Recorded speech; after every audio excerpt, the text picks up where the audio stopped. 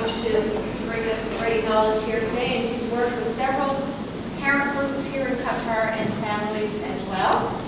And I will let her tell you a little bit more about her work, and we'll see where this goes today. So she did ask that we sit in divisions, and I think we're pretty much that way.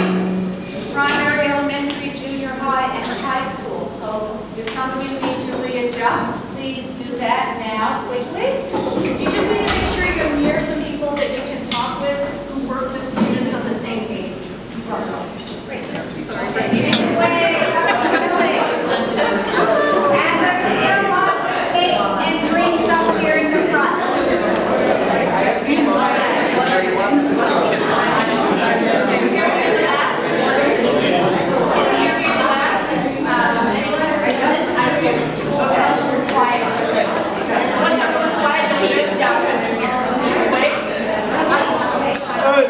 We're ready to start. Thank you. All right. So thank you for inviting me here today. ADHD is something that I am incredibly passionate about.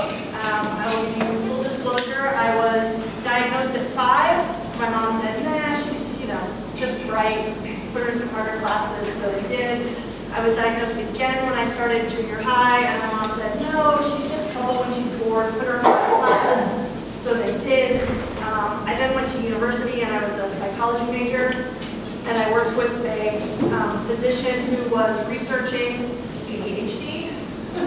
Found that I really loved ADHD kids, didn't quite understand why, but I had this connection with them. I went into child and adolescent mental health, where almost all of the kids that I worked with in inpatient facilities, incredibly high percentage of them had ADHD. And then in 2010, here, we left the U.S. and we lived on a tiny island, and my kids went to a really small school, like mixed grades, and so, I think there were like 12 kids in pre-K and K together, like 9 kids in grade 1 and grade 2. So a lot of ADHD type behaviors don't show up in really small, close, intimate settings like that. But then we got here and we're in like real cool kind of setting.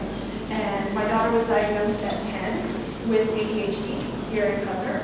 My second daughter was diagnosed 2 years later when she was 10 with ADHD because it has a really strong hereditary component to it. And so after my first daughter was diagnosed and before my second daughter was diagnosed, I started reading like all the stuff that had come out that I had forgotten about from so long ago.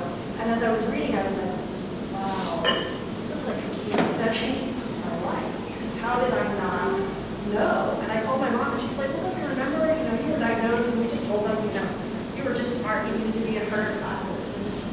Really? Twice you did that? So it became kind of a passion for me in terms of learning about myself, what that meant for me, what it meant for my kids. My older daughter is like a clone of me, so I understand her really well. My younger daughter is, I'm not really sure where she came from, except I was there when it happened, so I don't know where she came from me, but she's really, really different, and so I have to really understand a lot about her individually in a different way than I do for my older daughter. And so I was working in higher ed. I worked with accommodations for students in medical schools, graduate students, undergraduate students, kind of all across the board. And wound up starting a business with 2 other women, and we were really focusing on bringing education to parents and teachers. And so the workshop that I'm going to do for you today is actually a workshop that I did for SENIA, which is the Special Education Network Inclusion Association, and I did it for the Doha chapter here, which was for anybody involved in special ed within any of the K-12 schools in Qatar. And I thought about whether I could use this presentation or one that I've done for parents that's really about the basics of ADHD and what ADHD looks in the school.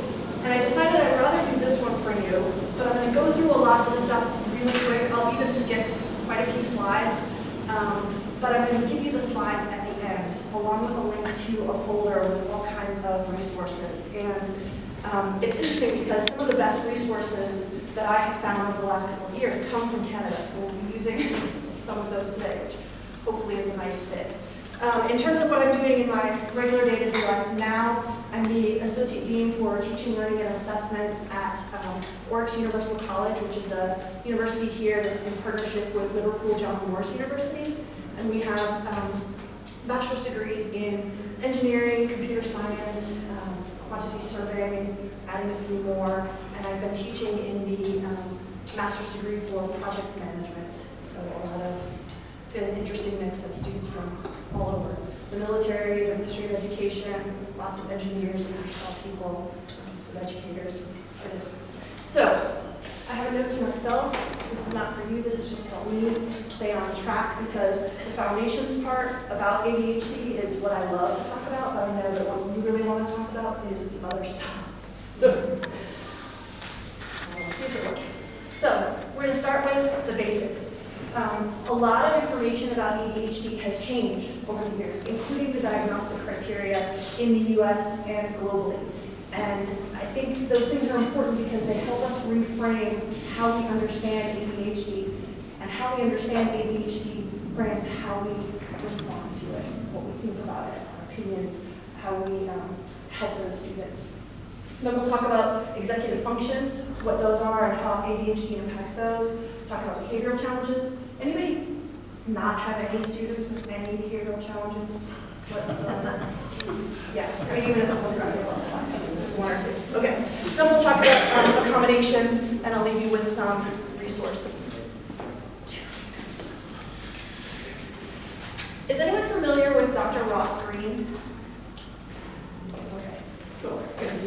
Good. He is phenomenal. I will reference him many times today, but particularly when we talk about the behavioral thing. But his big idea is that kids do well if they can.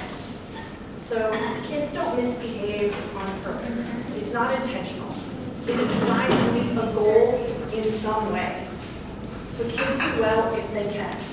And if he uses that reframe of, this kid's giving me a hard time, compared to, this kid is having a hard time, right? That's a really different mindset. This kid's giving me a hard time. Why are they giving me such a hard time? This kid is having a hard time. Why are they having such a hard time, right? Totally different lens. I told you, I'm a parent. I have a 14-year-old and a 16-year-old. I constantly have to reframe that. You know, why are they doing it? Right, why are they doing it? Right? Very different lens. So Ross Green talks a lot about that in the behavior part. So, what is ADHD? A lot of people think ADHD is a behavioral disorder, right? That's how you see it. You see it in behaviors, in actions. The reality is what we know now, and what has been how the diagnostic criteria have changed based on the science, is that we understand now that it is a developmental delay, like many other neurobiological disorders. It's a developmental delay. This is not something that you can fix. It's not something you can train out of them. It is brain growth, and there is a delay. So these kids are doing as well as they can, right? They're just experiencing a developmental delay, and we'll talk more a little bit later about kind of what that looks like and specifically. It's chronic. It's not curable. It's not something you can fix. However, some kids, some people, between 35 to 50% of people, depending upon the research, can outgrow it, right? If you have a fairly mild case to begin with, and your brain development is just a little delayed, eventually you catch up, and it is essentially gone, right? We haven't cured it. It has just, the brain growth has moved forward enough that it's no longer there. But for a lot of people, it's persistent through life. It's highly genetic. I talked about that. There's, all kinds of, again, no real consensus around how heritable it is, but at least 50%. They're saying that you are at least 50% more likely to have ADHD if one of your parents has it. My kids were not. What it is not. It is not a behavioral problem. Okay? It's not something that we can punish or reward out of a child. It is literally a developmental delay. And I think understanding that has been really challenging because when I went to school, right, studying psychology, it was still considered a behavioral disorder.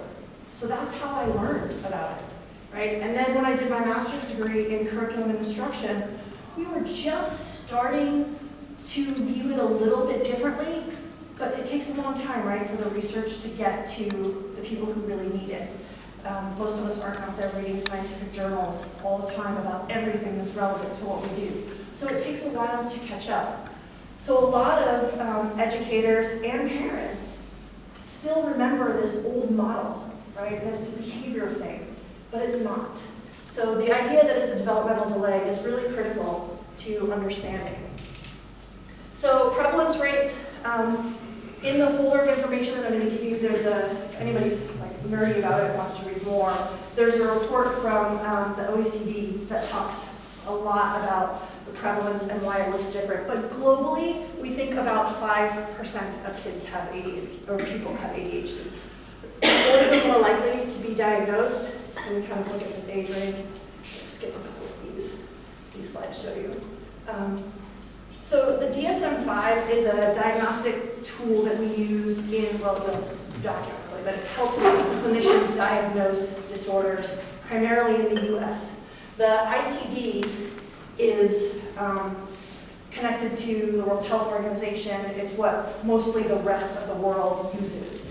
And there have been some gaps because, these criteria are updated at different times. And so for a while, the DSM-5 had reclassified it from behavioral to neurodevelopmental, but the ICD-10 had not. We are now, as of January, officially using ICD-11, which has finally made the shift away from behavioral and into neurodevelopmental disorder. So the other things that fall under neurodevelopmental disorders are autism, learning disability.